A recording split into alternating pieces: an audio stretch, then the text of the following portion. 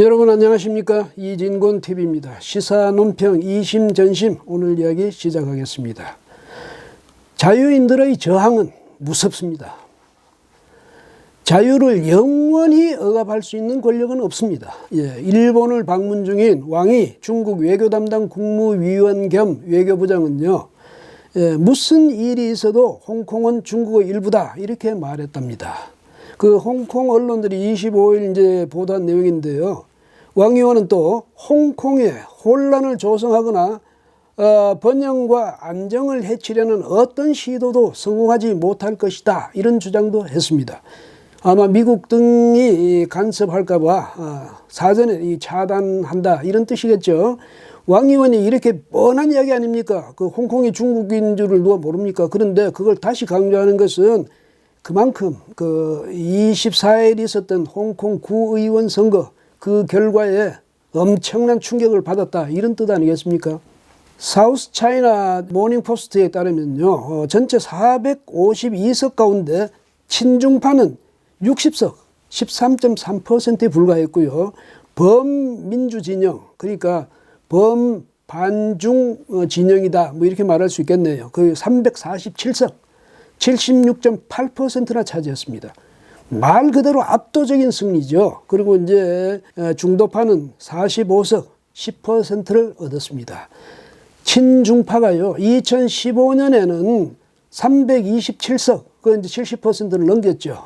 그렇게 그때 압도적으로 승리를 했었는데 이번에 완전히 뒤바뀐 겁니다. 범죄인 인도법, 그러니까 송환법이라고 하죠. 이걸 계기로 해서 6개월간 계속됐던 그 반중 시위, 그 결과가 이런 선거 결과로 나타났다 이렇게 볼 수가 있겠습니다.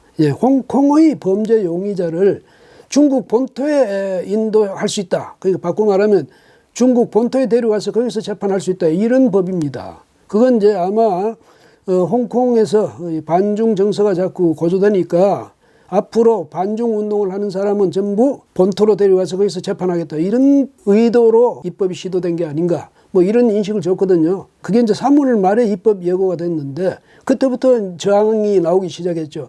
그러다가 6월 초부터는 아주 대규모 시위로 이게 발전합니다. 자신들이 누리는 이 자유가 언제든지 중국에 의해서 강탈당할 수 있다. 이걸 현실적 위협으로 이제 홍콩 시민들이 체감하게 된 거죠. 홍콩은요, 1997년 7월 1일부로 이제 영국이 중국에 반환했습니다. 그리고 이제 중국이 이 홍콩을 반환받을 때 홍콩 주민들에게 뭐라고 약속을 했냐면 일국 양제, 그러니까 중국 한 나라 안에 각각 그 체제를 또 그 제도를 존중하는 그런 두 개의 체제로 가자. 그러니까 바꿔 말하면요, 홍콩의 기존 체제를 인정해 주겠다 이런 겁니다. 등소평이 생전에 제시했던 안인데요. 그건 뭐냐면 불안해할 수 있는 홍콩 시민들을 다독거리는 그런 이제 뭐랄까 사탕 같은 것이었죠. 그랬음에도 불구하고요, 그때 한 30만 명쯤이 당시에 1997년 전에 그 인도 되기 직전까지 미국, 캐나다, 오스트레일리아 이쪽으로 이민을 갔습니다. 말하자면 엑소더스가 있었던 거죠. 대탈출.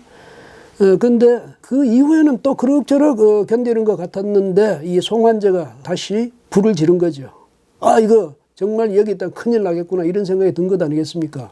뭐 이번 구의원 선거는요, 사실 이게 무슨 뭐 홍콩 의회 선거도 아니고 그렇다고 행정장관 뽑는 선거도 아니고 말 그대로 구의원 선거일 뿐인데, 그렇지만은요, 그게 홍콩 주민들의 민심을 그대로 보여주는 것 아니겠습니까? 이 결과는 엄청스럽게 중국에게 충격을 주겠죠. 중국 사람들은 자유를 잃는다는 것이 얼마나 엄청난 재앙인지를 피부로 느끼게 됐다. 뭐 이렇게 볼 수가 있겠습니다. 홍콩, 마카오는 이미 흡수가 됐고요. 그 중국에. 그 다음에 대만이 이제 중국이 앞으로 흡수해야 될 그런 최대 과제인데, 그런데 이 상황에서 홍콩에서 저렇게 대대적인 반중 운동이 벌어지고 있으니까 얼마나 중국으로서는 정말 난감할 지경에 처한 셈이죠. 그런데요, 사실 그 홍콩 등의 흡수가 중국에 과연 득이 됐을까? 중국은 옛날부터 이 홍콩을 빨리 반환받아야 된다, 기어이 반환받아야 된다. 뭐 마카오도 마찬가지로. 그 다음에 대만을 기어이 흡수해야 된다. 이렇게 그것이 중국 지도자들의 염원처럼 돼 있었는데 과연 그 흡수한 게 득이 됐는지 저로서는 오히려 그 반대가 아닌가 생각됩니다. 뭐냐면 덥석 물었는데 삼켰는데 그게 돌덩이를 삼킨 거다. 돌덩이를 삼켰으니 소화는 안 되는 건 물론이고 위장병을 일으키겠죠. 중국이 지금 그런 상황에 처한 게 아닌가 이런 생각이 듭니다. 예. 홍콩은요, 영국이 99년간 조차를 했습니다. 빌렸다는 거죠. 그러니까 그걸 바꿔 말하면 홍콩 주민들은 100년 동안 영국식 제도에 익숙해져 있었던 겁니다. 그러니까 중국처럼 공산당 일당 독재 체제, 권위주의 체제가 아니고 자유민주주의 시장경제 체제 속에서 살아왔던 거죠. 그런 홍콩 주민들이 중국 제도에 익숙해질 수 있겠습니까? 적응을 할 수가 없게 된 거죠. 그런데 중국이 지금 어떻게 하고 있습니까? 중국이 무슨 자유화는커녕 지금 안으로는 일당 독재 체제 또 권위주의 체제를 강화하면서 밖으로도 또 마찬가지 패권주의를 지금 패권을 추구하고 있어요. 우리한테 대해서 하는 거 보면 뻔히 알 수 있는 것 아닙니까? 사드에 대해서 얼마나 무지막지하게 보복을 해왔습니까? 그리고 우리를 얼마나 지금 멸시하고 있습니까? 본래 일국 양제는요, 50년 시한을 뒀거든요. 50년 동안은 이제 그렇게 홍콩의 본래의 제도를 인정해주겠다 이랬는데, 그게 좀 긴 줄 알았는데, 가만 보니까 지금 벌써 23년 좀 지났어요. 이제 27년 조금 더 남았거든요. 그러니까 홍콩 사람들도 이게 현실이구나 이렇게 깨닫기 시작한 거죠. 거기다가 송환법이 입법 예고됐으니까 공포를 현실적으로 느끼게 된 것이다. 뭐 이렇게 볼 수가 있겠습니다. 이 자유의 가치 이걸 예사로 보면 안 되죠. 이 점에서 문재인 정권도요. 인식과 의식을 분명히 해야 됩니다. 힘으로 밀어붙이면 뭐 정치적 그 반대 세력을 억누를 수 있어. 또 감옥이 정권의 정당성을 보장해 줘. 혹시라도 이런 의식을 갖고 있다면 지금 바로 바꾸십시오. 공수처 또 준연동형 비례대표제 이걸 가지고 반대 세력의 정치적 입지를 아예 싹 뺏어버리겠다. 뭐 혹시라도 이런 계산을 하고 있다면 즉각 포기해야 됩니다. 그건 정치가 아니에요. 국민이 다 보고 있거든요. 말재간 가지고 정당화시킬 수 있는 그런 시대도 아니고 그런 국민도 아닙니다.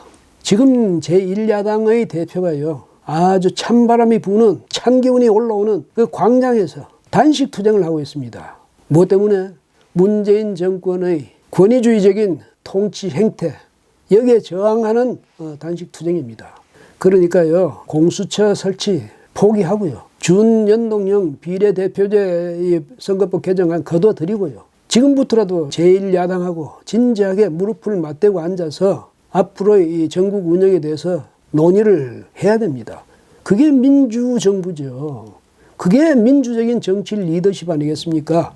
문재인 대통령과 정권 핵심 되는 사람들의 진지한 자기 성찰. 정말 지금은 그게 기묘한 때라고 보고요. 그렇게 해주기를 기대합니다. 오늘은 여기까지 하겠습니다. 고맙습니다.